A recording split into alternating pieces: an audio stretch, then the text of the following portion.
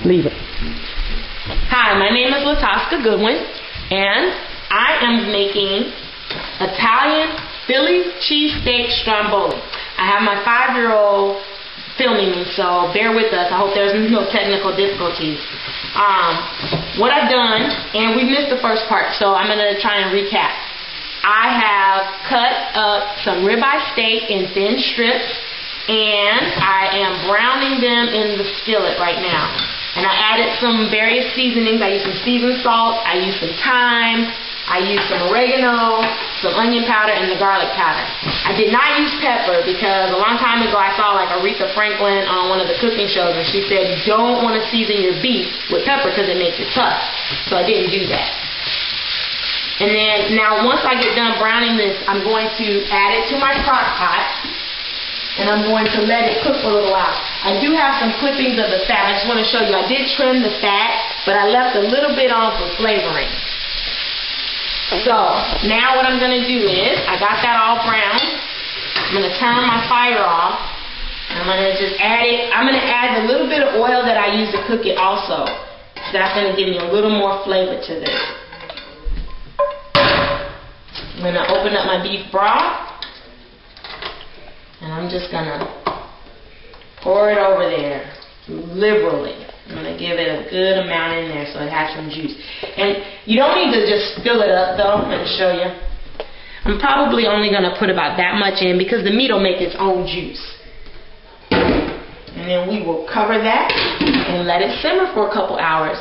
When we come back, we'll assemble this into the stromboli. Right now I have my bread is defrosting. Whoops. Is defrosting here in the refrigerator. So I'm defrosting just some frozen dough that you can buy in any grocery store, and I'm letting that rise for a couple more hours.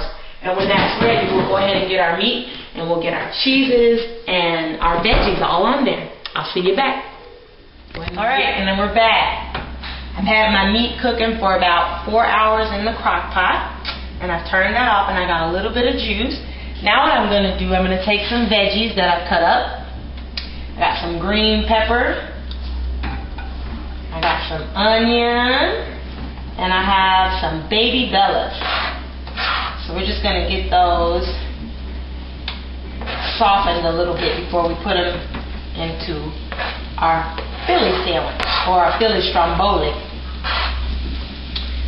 Okay, and also what I have on here, I'm not going to cook them, are some hot chili peppers that I've cut up. And that's going to give it a flavor that I kind of miss from Chicago. They had these sandwiches called the Italian beef sandwiches that you could get at the local mom and pop shop. And they always had these hot peppers in it. So I'm going to try and meld that flavor together. While we're cooking that, I'm going to go ahead and start getting our cheese on our bread. So what I have here is the frozen bread that I told you we had in the refrigerator, and I've let it thaw out. And I rolled it out with a roller, and now I'm going to start assembling the cheese. I got the Philly cheese, cream cheese, and then I'm going to mix in some brie. I think that's going to be a very interesting flavor. I don't know. I've never done this before, so we'll see how it goes together there, Paula.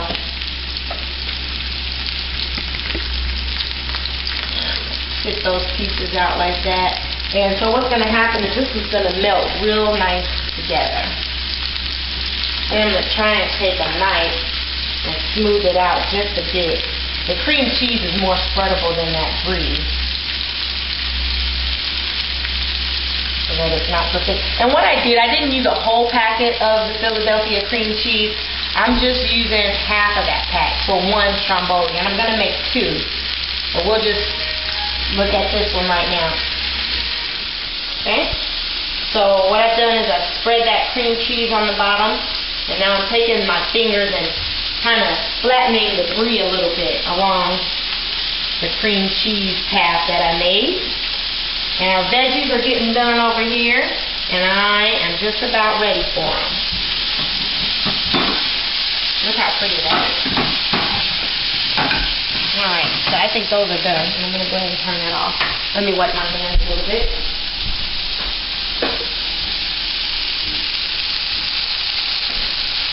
Okay. So what we're going to do is we're going to take our meat. I'm going to spoon some of that meat right on there. Try not to get too much juice because we don't want the dough to get too soggy. But that meat should be nice and tender after sitting in there for 4 hours. That's going to be so good. I can already taste it. And we're going to use this juice to dip it later, so don't get rid of that juice. That's going to be some good juice right there. And I like a lot of meat, so I'm going to pile it on in there. Alright. Then I got a little juice in there, so hopefully that won't make our dough too dirty or too soft, too mushy. But actually, the one that I like, the Italian beef sandwich that I like in Chicago, it was always mushy. There was always like juice just dripping, and the bread would be soggy, and man, that was good. I'm really hoping that's the type of flavor I'm going to get here. So I'm going to put those veggies on there, and then I'm going to come over here and grab these peppers. Now I'm making 2 of these, and I'm going to use all the peppers on this one. I'm going to make one that's not hot because my kids will not eat something that's too spicy. So we'll make a kid-friendly one as well. So we got those peppers in there. Those are so pretty. Alright, so we're ready to go ahead and assemble this. So what I'm going to do here is I'm just going to fold that over, and then I'm going to cut some slits along the dough like this, and that's going to give us that pretty breading. So there we go. We're cutting it all the way down. I'm running out of workspace here. Okay, and then we do the same thing on the other side. And you try to get about the same amount on either side so that they line up pretty good. So I'm eyeballing that. And I have my oven set to 350. And that's where we're going to cook it. We're going to cook it on 350 for about 25 minutes, which is what the bread calls for. You may have to do it a little bit longer because you got, you know, all these ingredients and time that they recommend for if it's just the bread. Alright, so now I got it all cut, and now I'm going to take this and I'm going to pull it over like so, and I'm going to make it very pretty. Pretty is not normally my thing, but I can usually get the stromboli to look pretty good. So we're just going to close that up and bring it opposite ends over each other like so, and close all that goodness inside.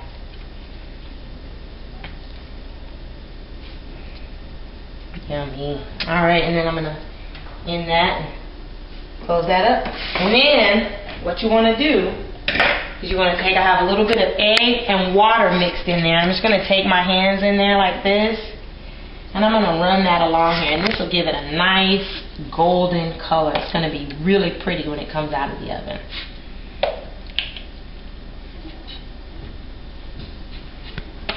Alright, and there you have it. Alright, here's the finished product. It was actually in there for about 30 minutes, and it has a nice, pretty golden color. That's going to be really good. And there's the au jus, or the sauce off of the meat that I was talking about. I actually made 2 versions. Like I said, this one is the adult version. It has the Philly cream cheese and the brie, and it also has the hot peppers. The others that I have in there, this is going to be our kid version, and I actually used Philly cream cheese with Munster cheese on the bottom and no hot peppers. So the proof will be in the pudding. We'll taste it later. Okay, I just wanted my son to get me on camera. Can you back up? Thank you. This is really good. This is my second helping. Oh my gosh. The brie and the cream cheese work beautifully together. I mean, it is so creamy. I had put out the au jus and the steak sauce, but this needs nothing. It is fabulous. I think this is a winner, Paula.